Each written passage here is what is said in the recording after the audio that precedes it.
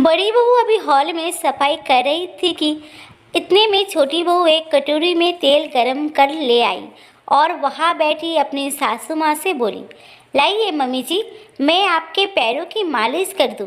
वैसे भी आप शादी के काम में बहुत थक गई होगी ना, इससे आपको थोड़ा आराम मिल जाएगा। ये सुनकर सासू माँ गदगद होते हुए अपनी बड़ी बहू से बोली, बहू कुछ अपनी देवरानी से सीख। देख देख कितनी अच्छी और संस्कारी है, नई नई आई है, लेकिन देखा कैसे मेरे पैरों की मालिश कर रही है। तुझे इतने साल हो गए हैं इस घर में, लेकिन अभी तक तुझे कुछ आया ही नहीं। सास छोटी बहू की तारीफ करते हुए बोली, जो कि शादी होकर कुछ दिन पहले ही आई है।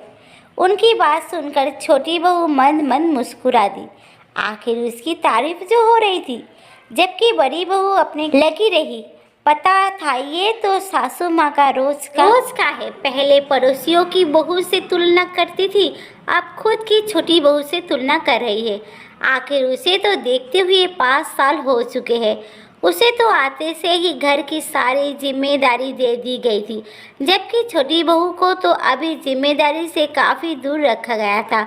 अब ऐसे में वो पैरों की मालिश कर दे तो भी क्या है। दूसरे दिन छोटी बहू चाय नाश्ते के साथ सासू माँ के सामने हाजिर थी। उसे देखकर सासू माँ ने कहा, अरे बहू, तू चाय नाश्ता लेकर क्यों आई है? अभी तो तेरे आराम करने की दिन है, अभी से कहाँ काम में लग रही है। बड़ी बहू ही हिललाती। उनकी बात सुनकर छोटी बहू बोली, मम्मी जी, भाभी का क्या है, वो तो अपने कामों में लगी हुई है। ऐसा नहीं कि गर्मा गर्म नाश्ता तैयार है तो वो ही परोस दे। बस बच्चों को लाड लड़ाते हुए तैयार कर स्कूल भेजने में लगी हुई है। कितना समय व्यर्थ हो रहा है, इसलिए मैं आपके लिए नाश्ता ले आई।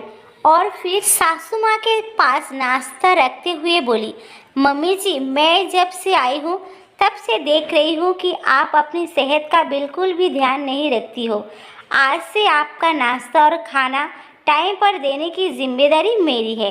ये सुनकर सासू माँ गदगद हो गई और बड़ी बहू को सुनाते हुए बोली, देख, इसे कहते हैं सेवा भाव। तूने तो 5 साल में मेरी सेवा कभी इस तरह से नहीं की। मेरे नाश्ते खाने का कभी ध्यान नहीं रखा। कुछ सीख अपनी देवरानी से। बड़ों की इज्जत कैसी की जाती है वो तुझे बताएगी। लेकिन इस बार भी बड़ी बहू ने कोई जवाब नहीं दिया और अपने कामों में लग गई। आखिर उससे अपने बेटे को टाइम से स्कूल जो भेजना था, पर मन ही मन सोचने लगी कि एक बार छोटी बहू के भी बच्चे हो जाने दो, उसे भी सब पता चल जाएगा। इधर सासू माँ नाश्ता करने लगी और उधर छोटी बहू मनोहर कर उन्हें खिलाने लगी। 2 दिन बाद छोटी बहू अपने मायके गई। जब वहाँ से लौट कर आई तो सासू माँ के लिए तोहफे खरीद कर लाई थी। ये देखकर सासू माँ ने उसे खूब आशीर्वाद दिए और बड़ी बहू को दिखाते हुए उससे कहा, तू तो कभी मेरे लिए कुछ लेकर नहीं आई। देख, तेरी देवरानी को परिवार में रहना जानती है, बड़ों का सम्मान करना जानती है, और एक तू थी जो पलट कर जवाब दे देती थी, कभी हमारे लिए कुछ ढंग का लेकर नहीं आई। सही कहा मम्मी जी, मतलब आप भी मानती है कि मैं आपके लिए सामान तो लेकर आई हूँ, पर वो आपके अनुसार ढंग का नहीं था।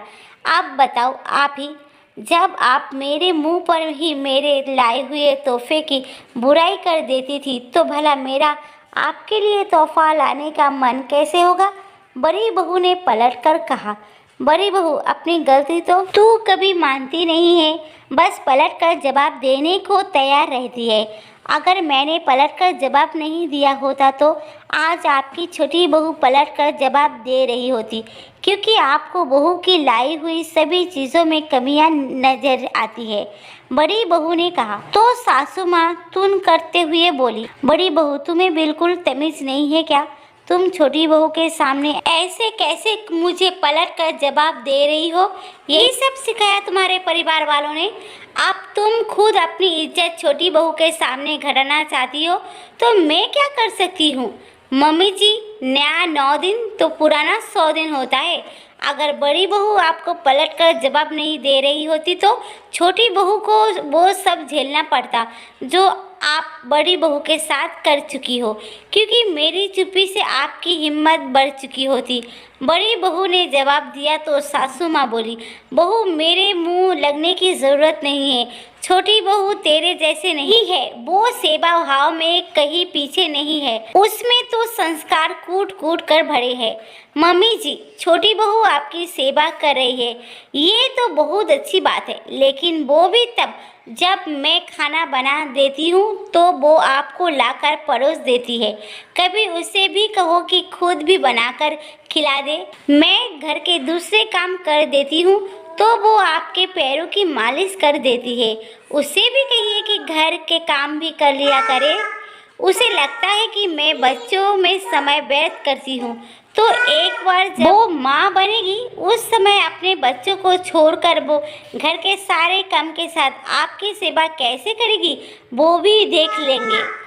मैं भी यही हूँ, वो भी यही है। मुझे तो कुछ भी तैयार नहीं मिलता था, मुझ पर तो आते ही सारी जिम्मेदारी डाल दी गई थी, जबकि यहाँ कम से कम मैं हूँ तो सही जो घर के अधिकतर काम निपटा देती हूँ।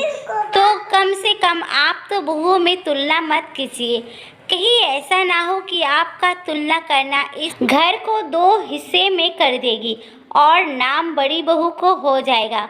बड़ी बहू ये कहकर अपने कमरे में चल दी।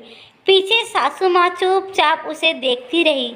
ये देखकर छोटी बहू बोली, मम्मी जी जाने दीजिए, भाभी जी तो चिढ़ती है कि मैं आपकी सेवा करती हूँ। उसकी बात सुनकर सासू माँ खुश हो गई, लेकिन आज छोटी बहू की शादी के 3 साल बाद जब वो खुद एक बच्चे की माँ बन गई तो अपनी स्थिति संभाल भी नहीं पा रही थी। सासू माँ की लगातार तुलना से बड़ी बहू तो अलग हो गई। सेवा तो दूर की बात है, पर अब छोटी बहू के राज में सासू माँ को काम भी करना पड़ रहा था। तो दोस्तों, आशा करती हूँ कि मेरी आज की छोटी सी कहानी पसंद आई होगी। कहानी पसंद आए तो लाइक करें, कमेंट करें, मेरे चैनल को सब्सक्राइब करें।